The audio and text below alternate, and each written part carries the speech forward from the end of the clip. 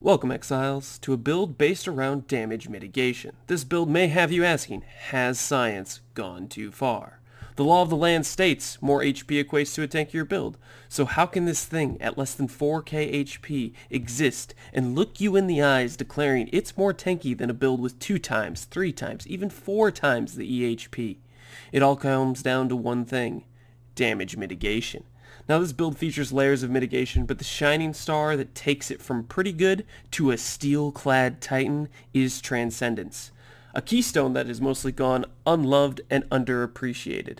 The Transcendence key component causes armor mitigation to apply to elemental damage rather than physical.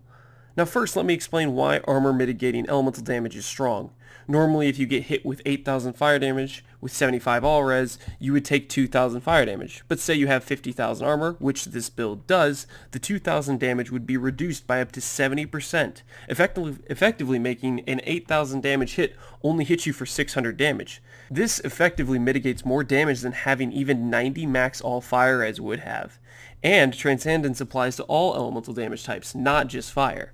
Armor mitigation also depends on how hard the enemy hits. The weaker the hit, the more effective the damage mitigation is. With hits that would damage for 2,000 damage or less, most non-boss hits in the game, this build can effectively reduce the damage by close to 98%, effectively taking 1/5 the damage a Herald stacking build would take at 90 max all res in many cases. This damage effectiveness goes down the harder the enemy hits, but I can, through thorough testing, tell you that there's only one attack this build could not tank because it hits so incredibly hard, and that was the double Uber Ziri Uber Flame Blasts. I believe I was close to tanking the double blast, having survived just one of the Uber Blasts a couple times with almost half my EHP left over, but being a man who enjoys making a build and moving on to new builds constantly, I didn't want to put in the time to finagle and jury-rig a solution, as I'm too excited to move on to my next build, and I'm already happy and quite pleased with where the build's at to really mess with it any further, because for the most part, tanking a double Uber Ziri Flame Blast, we can save that for another time, another build, and I'm excited to take on that challenge once again in the future. Now this is obviously an incredible power for mitigating elemental damage, but it leaves us wide open for physical damage. For this, there are two possible solutions. You either need to get an incredible amount of percent phys damage through endurance charges, crab barriers, ascendancy points, whatever you gotta do, you gotta get a ton of phys reduction, or solution number 2 is just don't tank physical damage. And we do this by converting all the damage we take, or most of the damage we take of physical, into elemental or chaos damage through things like darkscorn, through things like a double conversion Watcher's Eye, through things like a helmet craft, through things like Taste of Hate. In our build, we get roughly 85 to 90% physical damage taken as an element or chaos resistance. This allows us to effectively not feel the danger of not having armor apply to our physical health, while also feeling quite tanky, because when we take all that physical damage as different elements, it then gets reduced by Transcendence, making for a very tanky feel. Now you may be thinking, we solved elemental damage, we solved physical damage, but what happens when we get hit with a chunky chaos damage? The reality is, if we just cap our chaos resistance, there's not too many things that hit hard with chaos damage, and we rarely encounter a scenario where we die to chaos damage. I would say one scenario would be Alhesbin's snakes if we just let him get pelting us with his snake blasts, but the reality is, for the most part, those are pretty easy to dodge, and even if we get hit by multiple of them, we don't die very quickly unless we stand and continue to take blasts. So the flat chaos damage hits, they're just not that many in the game, and they're not really much of a problem if you get capped chaos res, to solution enough to still feel very tanky. Now looking around the room, I can see some hands being raised because you're wondering about the elephant in the room, and that's Degen damage. You're right, armor does not apply to Degen damage, and you cannot convert physical Degens to elemental damage because it's only about phys hits converted to elemental hits, etc. I understand. The problem is, or not really the problem, the solution is, the reality is these Degens are pretty avoidable. For example, Ignite, the elemental fire Degen that you'll run into, we just get Ignite immunity, problem solve. Bleed immunity, we just have bleed removal through Mender's Wellspring, and the fact that enemies don't hit us with very much phys means that usually when we take phys, we don't get hit that hard. Corrupted blood immunity solves the bleed from Awakener. Really, that fight's kind of a joke after you take away his corrupted blood immunity. And then you look at stuff like the Degen ground for Elder and Awakener with some physical portion of Degen. We grab one Pantheon that reduces that damage by 25%. If we haven't been hit recently with Wind Dancer, that reduces by by another 20%. The reality is these degens, they don't kill us too bad, they don't hurt us too bad.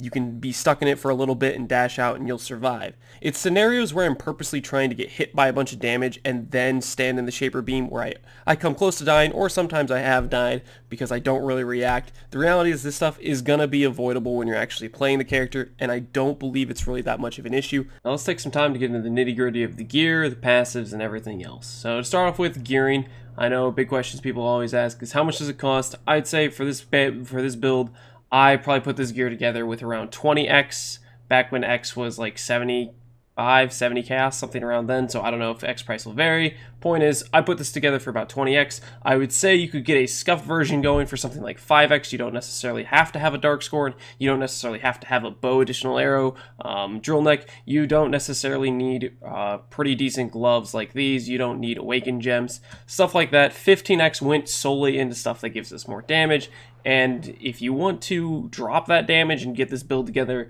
for like 5x, you could still have a very tanky character that only does kind of mediocre damage. I'd say the damage I have right now is somewhere between 1.5 and 2 million, and that's my rough estimate. I don't know how to set up PoB to get good, accurate numbers on poison, scourge arrow. I'm not a poison scourge arrow expert. I'm sure there are people that know poison scourge arrow better and could tell you how to get better damage than I have here with the same defensive setup I have, just because I'm not I'm not an expert when it comes to poison builds, I gotta be honest there. I only do them occasionally here and there, and when I do them, I think I do them okay, but I'm not sure I do them the greatest, if I'm honest. That being said, let's get into the gear. The gear is darkscorn. This is solely so we can get 25% phys taken as chaos, and also to give us really good percent poison damage. It's hard to beat the damage of this bow with a rare bow, as far as I know at least, so it's an easy solution that not only fixes part of our physical damage that we take problem, but also giving us decent damage for poison scourge arrow. If you wanted to do a build that isn't poison scourge arrow, if you want to do a spellcaster, you can get corruptions on a shield that would be like 10% phys taken as element. That's another way to go with this, where you can still take a good amount of phys as a different damage type, and you probably could still feel very tanky against physical hits that way. After darkscorn is the helmet. We pretty much just bought a random helmet with the scourge arrow additional pod enchant. This means at any level of channeling, you'll always fire at least one pod. So if we barely channel at all, it'll still put a pod down. It'll still put a pod down if we barely channel at all. Without the helmet, we barely channel at all, it won't necessarily put a pod down. So basically what that means is, more or less, if we channel a little bit, we're always going to be putting down extra pods. It makes clearing feel way better. After the helmet enchant, you pretty much just grab some essences. I grabbed some, I think, chaos essences, and I kept scouring it and throwing chaos essences at it until I hit this helmet here. I was pretty happy with it. I wanted an open prefix, and I crafted phys taken as fire. This is very important. It allows you to mitigate even more phys damage if you can get this craft. It is highly recommended. After the helmet, we have drill neck. You don't need an additional arrow. I just like the feel of it, shooting out 2 arrows, having a better spread on the pods. I'm not sure if it actually really matters for poison or not. It costs a whole lot extra. This is probably one of the later upgrades I'd recommend making, as I'm not sure it really matters too much to do this necessarily for actual DPS or even clear of the build. I just like the feel of shooting out 2 arrows, and I had money laying around, so I wasted it on an additional arrow drill neck. After drill neck, for our amulet and our gloves, we go for pretty much the same thing, which is life, plus some resistances, plus chaos multi. That's pretty much all we're looking for here. Ideally, we want an open prefix so we can craft minus to channeling cost. That's because our channeling skill, Scourge Arrow, costs a lot of mana. We don't have the greatest mana sustain, so if we get minus to mana cost on a couple places for the channeling skills, it really makes it easier to continue to use this ability throughout boss fights. Next up, after the amulet and the gloves, we have rings. Here we're pretty much just going for resistances, life, open prefix for crafted channeling cost, and then for our last ring we use a synthesized nostalgia ring for the chaos res and the chaos damage it provides. Implicits that are good would be stuff like onslaught, stuff I couldn't afford. I just got some random ring with the chaos res and the chaos damage. After our rings, we have a lore weave. The reason for the lore weave is it negates the downside of Transcendence. Transcendence comes with a natural downside of -5 max to all res. So without lore weave, we would be at 70 all res. With lore weave, it forces us to have 78. It makes the upside of lore weave even better, which it always negates that downside. So it's a really nice chess piece to make our downside of Transcendence non-existent, and also gives us some pretty good life.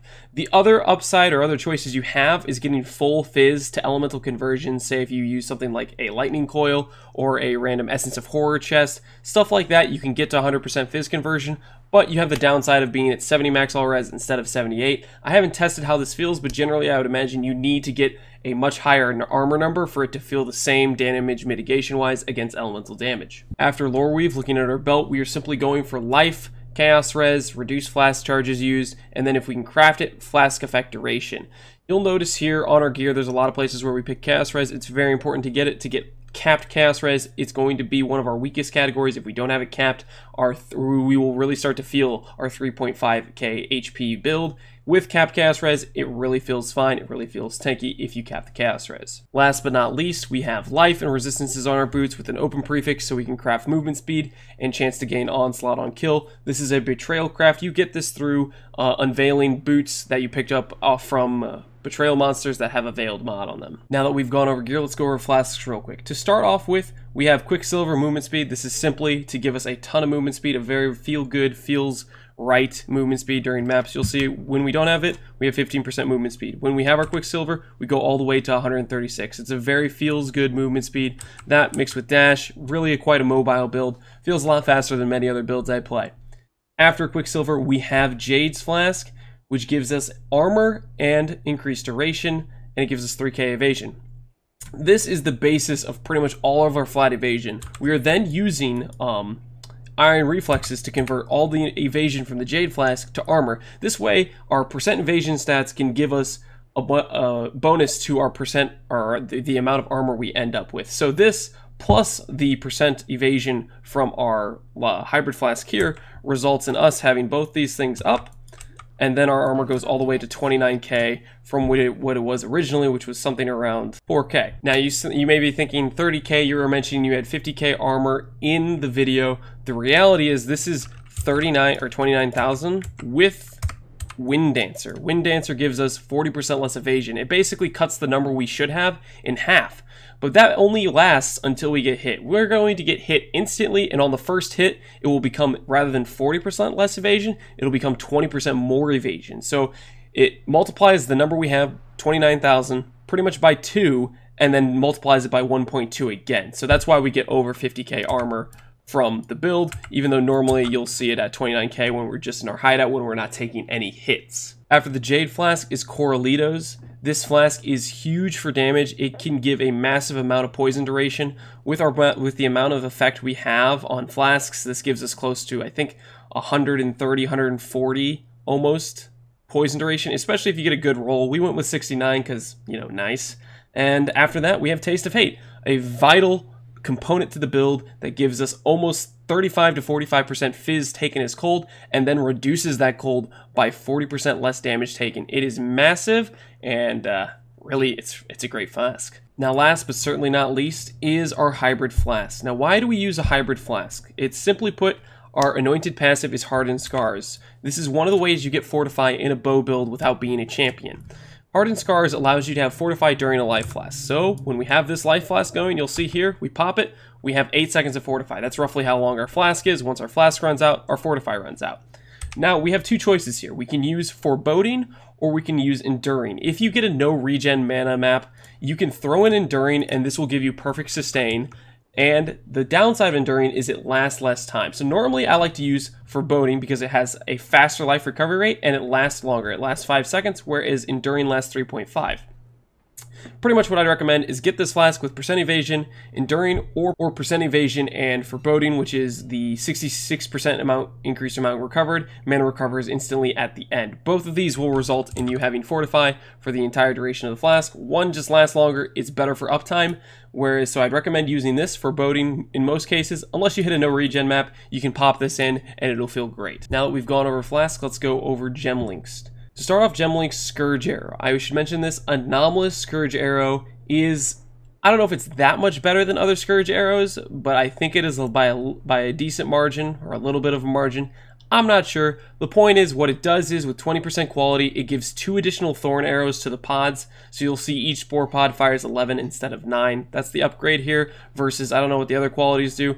Point is, if it's more consistent for all thorn arrows to hit a boss, it's going to be more damage, but I'm pretty sure with 9 thorns for the most part, you're going to get most thorns hitting the boss anyways. After Scourge Arrow, we have it linked to Vile Toxins, Awaken Unbound Ailments, Awaken Deadly Ailments, Infused Channeling, and Divergent Mirage Archer. The Divergent Mirage Archer gives us 20% skill effect duration, which is more poison duration, I believe, / more Mirage Archer uptime. Not 100% sure. Point is, of these links, I think these are pretty good. I've been told Awakened Chaos, Added Chaos is more damage than Vile Toxins, so maybe swap that in if you can afford getting Awakened Added Chaos. I didn't take the time to get it, so this is the links I have here. After our damage setup, we move on to Despair. This is simply a curse we pop on bosses whenever we need extra single target. Along with Withering Steps, something we also pop when we get to bosses, instantly applies 6 withers. Speaking of bosses, we also use Wither Totem, with Spell Totem, multiple totems, and faster casting. So when we get to a boss, typically the damage setup is Wither Totems, Despair, pop Withering Step, and then all of a sudden we start unleashing damage. That's how it goes. Other utilities we use is Plague Bearer, along with Phantasmal Blink Arrow with faster proj. These are just basically utility skills for feeling better while moving around the map. Aside from utility skills, looking at our auras, we have Purity of Elements. Enlighten level 4, something that I believe was a financial mistake considering we have 450 mana left over, so I obviously, part of the 20x was this Enlighten, and I am realizing now I completely wasted my currency because I didn't need it, except now I remember why. Originally, I was using Purity of Ice for our double conversion Watcher's Eye, which I'll get to in a second, but I kind of forgot about that. Anyways, Precision, and then Anomalous Herald of Agony. Anomalous makes your Herald of Agony more likely to pop some extra withers on enemies, so just an additional wither uptime component. After that, Molten Shell, we basically pop this whenever we are about to take a big significant damage. I usually just keep it on my left click as I'm going through maps. It's just randomly gets uptime whenever I pop it. Frankly, if you want more controlled use of it, like if you want to specifically tank a Shaper, like Death Ball phase, you would put it on something like your right click over here, put Withering Step up here, and that way when you go into a Shaper Death Ball phase, you'd pop your Molten Shell and you'd be able to go through and tank the phase. Same with the Meteor Maze Bomb. I was close to tanking the Awakener 3 Meteor Maze Bomb without Molten Shell. I was just slightly off it. So that is pretty much the only scenarios you use it in, is when you're about to, if you want to specifically use it for prime usage, is when you're about to take a ton of damage. Otherwise, I would just keep it on my left click and just let it pop off whenever it comes off cooldown, because for the most part, you don't need it for the vast majority of attacks in the game. You'll be able to tank pretty much everything. And we have it linked to Increased Duration, Second Wind, and lastly, our Divergent Dash. Divergent Dash does this cool thing of giving you phasing whenever you dash. I like this specifically because I'm running around a lot. It allows me to basically sprint through packs after I've dashed, and it gives me pretty much 100% uptime if I'm constantly dashing. You'll see here, if I dash, it gives me 2 seconds of phasing, and then our cooldown on Divergent Dash is actually less than 2 seconds, so it can give you 100% uptime on phasing. Not necessarily necessary, but it's a pretty fun upgrade. It makes for a lot smoother mapping feel. Now let's look at our passive tree. It's not too complicated. The main things are poison, flasks, and life. That's about it all it comes down to. Oh, and evasion. And really, keynotes are, we grab Wind Dancer, we grab Iron Reflexes, we grab poison clusters here, poison clusters here, poison clusters here. We grab Transcendence over here. Transcendence is a jewel that you get, or a keystone you get through Militant Faith. It needs to say, converted by High Templar Maxarius. That will give you Transcendence, and you really just need one that doesn't mess up the life evasion nodes here. You'll see there's a small chance for it to change notables, and the only one it changed for me was this notable over here to Zealot. Used to be Stabbing Thirst.